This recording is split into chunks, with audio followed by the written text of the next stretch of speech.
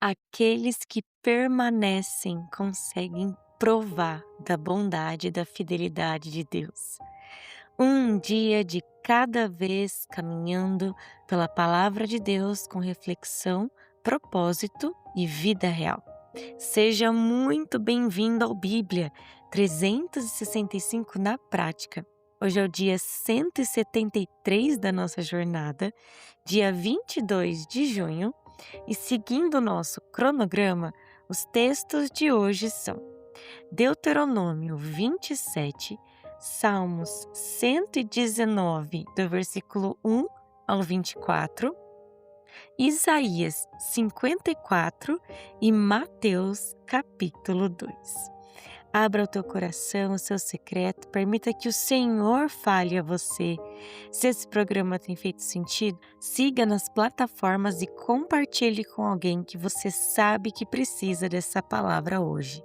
E sem mais delongas, Deuteronômio capítulo 27 marca um momento solene na história de Israel. Ao entrarem na terra prometida, eles deveriam erguer pedras com a lei escrita de forma clara e construir um altar ao Senhor. Antes de qualquer conquista, Deus queria que o povo se lembrasse de que a bênção da terra dependia da aliança com Ele. A palavra deveria estar visível, conhecida e preservada para as gerações futuras.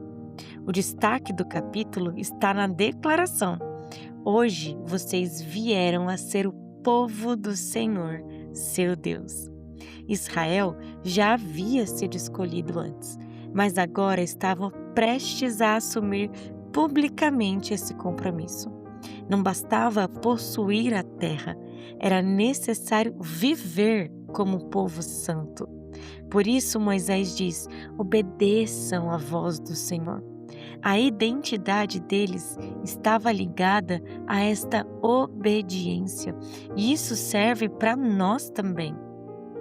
O Monte Gerizim foi escolhido para a proclamação das bênçãos e o Monte Ebal para a proclamação das maldições, porque Deus estava criando uma representação visual da escolha que o povo teria diante de si: obediência ou desobediência.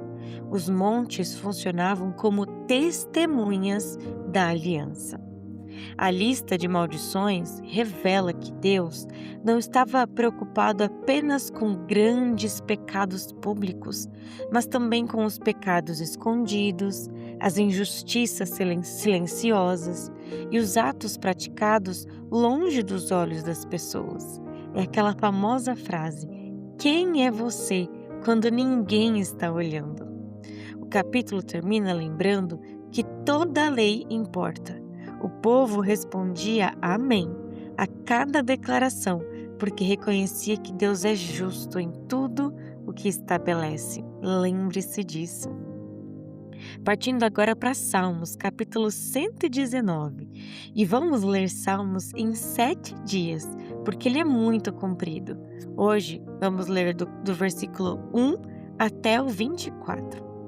O Salmo 119 começa revelando a felicidade de quem ama a palavra de Deus. Os salmistas, aqui são vários salmistas escrevendo. Os primeiros declaram que são bem-aventurados aqueles que andam no caminho do Senhor e o buscam de todo o coração. Desde os primeiros versos percebemos que a obediência não é apresentada como um peso, mas como um privilégio para quem deseja viver perto de Deus. A seguir, tem um versículo dedicado aos jovens que sempre me chama a atenção, porque o salmista pergunta: de que maneira poderá o jovem guardar puro o seu caminho? E a Bíblia responde: observando-o segundo a tua palavra. E esse conselho é para nós hoje em dia. Em um mundo cheio de distrações, a pureza não é preservada apenas pela força de vontade. Tem muita gente que tem força de vontade, mas às vezes acaba pecando e não entende o porquê. A Bíblia diz que é pelo relacionamento constante com a palavra de Deus que podemos manter a pureza das nossas atitudes. O salmista diz: guarda a tua palavra no meu coração para não pecar contra ti. O salmista não fala apenas de ler e ouvir a palavra, mas de guardá-la dentro de si. É o que dizemos todos os dias aqui nesse áudio, que possamos viver a palavra. Quando a verdade de Deus ocupa nosso coração, ela se torna direção, proteção e filtro para as nossas decisões. Nestes primeiros 24 versículos, vemos salmistas completamente apaixonados pelas Escrituras. Eles chamam os mandamentos de prazer, conselheiros, tesouros e fonte da sabedoria. Quem ama a Deus aprende a amar a sua palavra, porque nela encontra direção para viver, força para permanecer firme e consolo para continuar caminhando. E partindo agora para Isaías, capítulo 54. Depois da profecia de Isaías 53 sobre Cristo e seu sofrimento, Isaías 54 apresenta o resultado desta obra. Deus fala a Sião como uma mulher estéril e abandonada, mas anuncia um futuro de crescimento e alegria. O Senhor declara: alargue o espaço da sua tenda, porque dias de multiplicação e expansão estão chegando. O capítulo é repleto de ternura. Deus diz: não tenha medo, porque você não será envergonhada. Muitas vezes o povo carregava marcas do passado, fracassos e lembranças dolorosas, mas o Senhor promete remover a vergonha e restaurar a dignidade. É uma mensagem que continua alcançando todos aqueles que se sentem quebrados ou esquecidos. Ele diz: porque o seu Criador é o seu marido. Deus se apresenta como Redentor, protetor e restaurador. Ainda que tenha havido disciplina por um tempo, sua misericórdia é eterna. O Senhor compara a sua aliança ao pacto feito nos dias de Noé, firme, segura, baseada na fidelidade dele. O capítulo termina dizendo: todos os seus filhos serão ensinados pelo Senhor e terão paz, e nenhuma arma forjada contra você prosperará. Imagina que possamos declarar isso sobre os nossos filhos. Deus, que o Senhor seja aquele que os ensina para que eles vivam em paz. E nenhuma arma forjada contra você não significa ausência de lutas, mas a garantia de que Deus continua cuidando dos seus servos. A herança dos que pertencem ao Senhor não é o medo, mas a proteção, a paz e a justiça que procedem dele.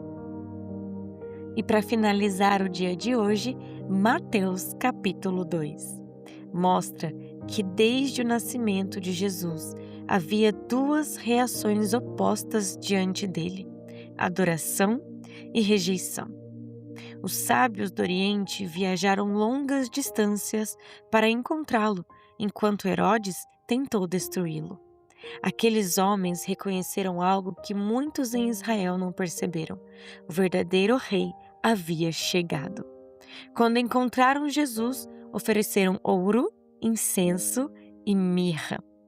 De forma simples, algumas pessoas entendem isso.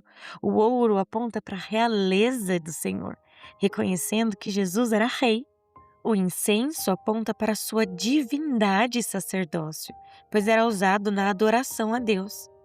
A mirra, além de representar unção de Deus, também apontava para o sofrimento e a morte futura, pois a mirra era usada em processos ligados ao sepultamento. Mesmo ainda criança, sua missão já estava sendo anunciada. O capítulo também mostra a crueldade de Herodes. Ao perceber que havia sido enganado pelos sábios, ordenou a morte dos meninos de Belém, com até 2 anos de idade. Essa idade foi calculada com base nas informações que recebeu sobre o aparecimento da estrela. Enquanto Herodes tentava impedir os planos de Deus, o Senhor já estava guiando José, Maria e Jesus em segurança para o Egito. Por fim, vemos uma sequência impressionante de profecias sendo cumpridas. Primeiro, o nascimento em Belém. Depois, a ida ao Egito e a mudança para Nazaré. Mateus deixa claro que nada aconteceu por acaso. Tudo foi registrado, que as coisas aconteceram baseadas em profecias.